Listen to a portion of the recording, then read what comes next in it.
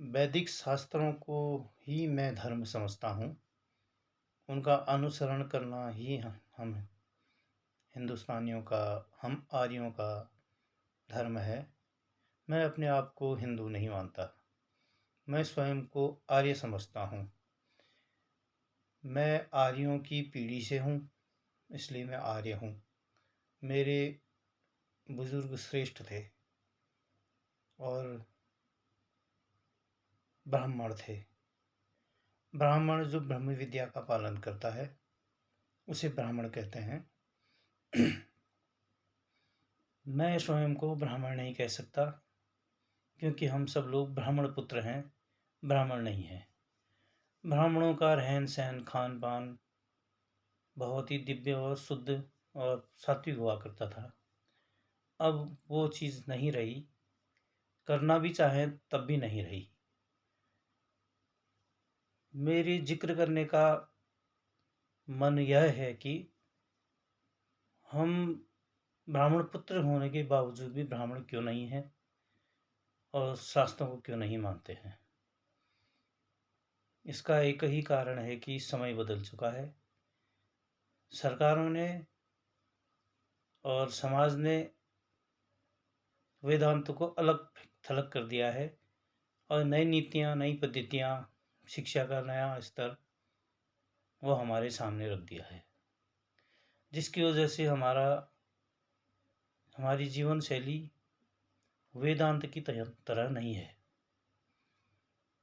अब मैं अपने मन से जब सोचता हूँ तो मेरे मन में एक क्वेश्चन उठता है कि अगर हम वेदांती हैं तो इसमें बलि प्रथा क्यों है?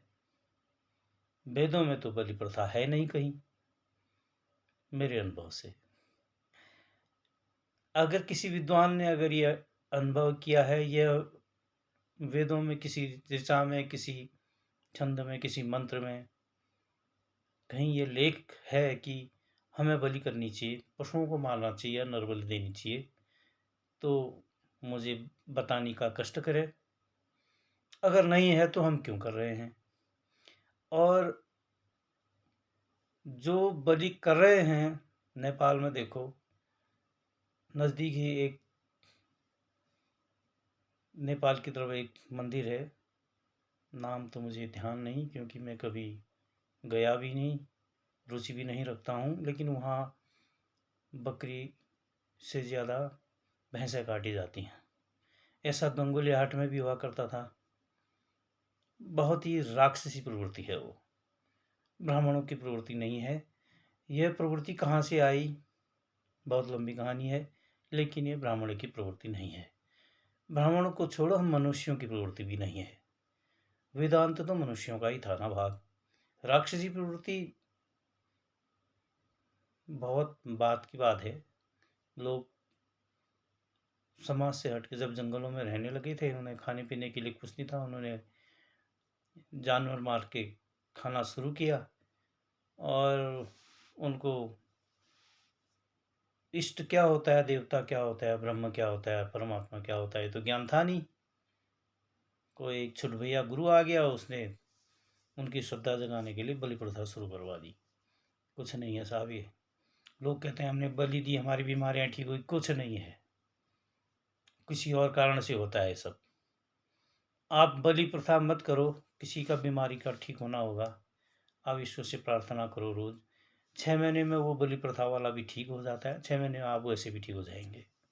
कई लोगों की ये भी श्रद्धा होती है कि हमने बलि की, हमने उस देवता को ऐसा चढ़ाया वैसा चढ़ाया, इसलिए हम ठीक हो गए। मरना तो फिर भी वैसे भी है ही। जिस जो ठीक हुआ था उसका आगे का इतिहास क्या था, क्या वो बचा नहीं बचा, कितने साल बाद दिमाग बीमारी दोबारा लौटी, उसको कोई नहीं बताता है। प्रेजेंट एक वर्तमान काल की कहानी बता करके आदमी उत्साहित कर देते हैं दूसरे को, ये अच्छी बात भी नहीं है। शास्त्रों के हिसाब से, वेद के हिसाब से गुरु करना आवश्यक है, लेकिन गुरु की पूजा कहीं नहीं है।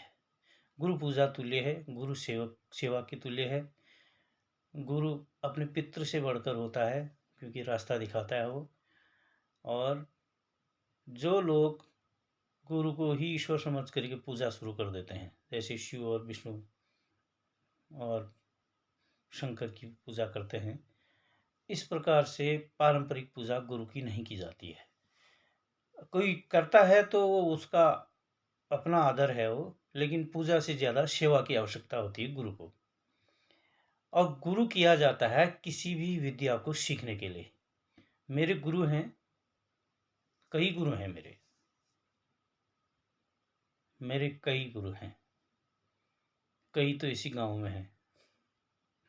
सीख लेता हूँ, हर किसी से सीख लेता हूँ, लेकिन मेरे आध्यात्मिक 3 ही गुरु हैं।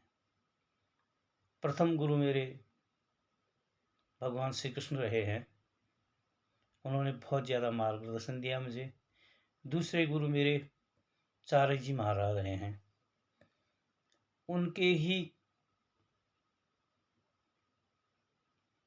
उनके गुरु जो है श्री रामचंद्र जी बाबूजी महाराज मेरे तीसरे गुरु रहे।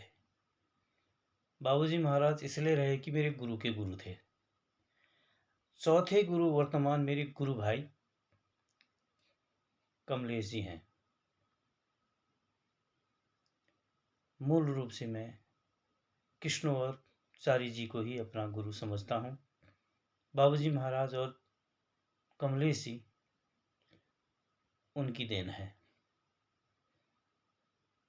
बाबूजी पहले थे, मैं समझता हूँ, लेकिन मैं उनको नहीं जानता था। जब मैं चारी को जानने लगा तब मैं बाबूजी को जानने लगा।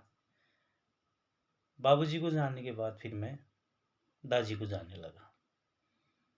अब गुरु की आवश्यकता हमें किसी मार्ग में जाने के लिए पड़ती है, और किसी भी विद्या में गुरु से पूजा सीखने का प्रावधान है, गुरु से पूजा करवाने का प्रावधान नहीं है।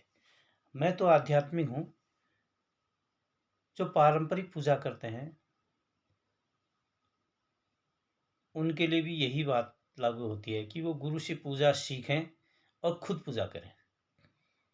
खुद ही ईश्वर की पूजा की जाती है। आपका हृदय स्पंदित होगा, उसका स्पंदन ईश्वर तक पहुंचेगा, तब आपकी प्रार्थना उस तक पहुंचेगी। आप गुरु के द्वारा पूजा करवा रहे हो और गुरु अपने हृदय से स्पंदन छोड़ रहा है, आपका स्पंदन तो 0 है। आपकी पूजा कहाँ पहुंच रही है? वहाँ आप खाली पैसा खर्च कर रहे हो और मन की संतुष्टि प्राप्त कर रहे हैं। गुरु पूजा करने की विधि सिखाने के लिए होते हैं। वैसे ब्राह्मण भी उसी कैटेगरी में होते हैं। जो गुरु नहीं रखता तो ब्राह्मण को ही गुरु कहता है। उस वक़्त के ब्राह्मण तो गुरु थे, 10,000 15,000 साल पहले, जो प्रक्षेपण विद्या में माहिर थे। प्रक्षेपण विद्या वह है जो हमारे हृदय का स्पंदन ईश्वर तक पहुंचा सके।